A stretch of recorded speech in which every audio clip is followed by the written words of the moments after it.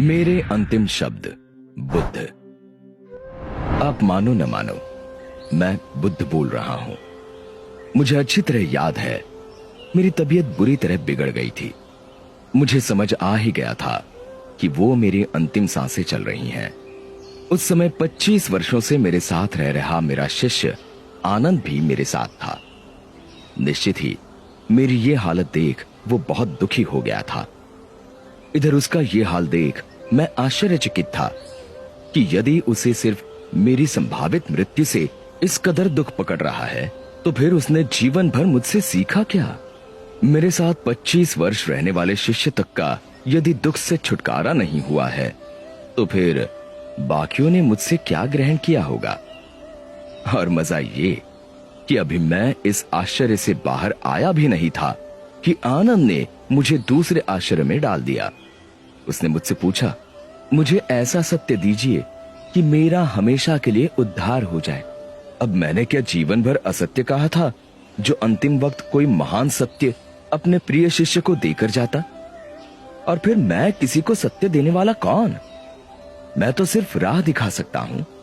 बाकी तो सही मार्ग पर चलकर सत्य मनुष्य को स्वयं पाना होता है। किसी मनुष्य के पास किसी को कुछ देने की या किसी से कुछ छीनने की क्षमता ही कहां होती है।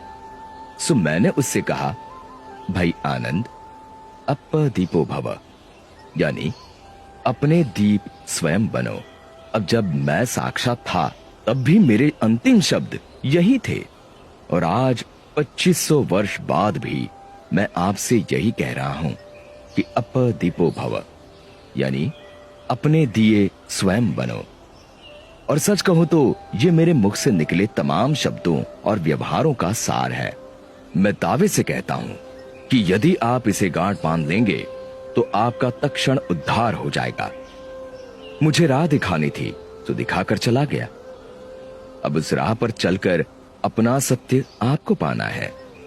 इसमें मैं कुछ और नहीं कर सकता। सोचो ये कि जब मैं साक्षात था तब कुछ नहीं कर सकता था, तो अब मेरी मूर्तियां या मेरे जैसे वस्त्र पहनना क्या कर लेगा? सो इन सब नौटंकियों से छूटो और स्वयं को भ्रम में डालने से बचो। सीधे सीधे मेरे बताए मार्ग पर चलकर अपने जीवन का सत्य खोजने में लग जाओ। विश्वास जानो कि अपने द्वारा अपना उद्धार करने के अलावा तुम्हारे पास अन्य कोई मार्ग नहीं। आपको अपना दीप बनकर अपने को रोशन स्वयं ही करना पड़ेगा।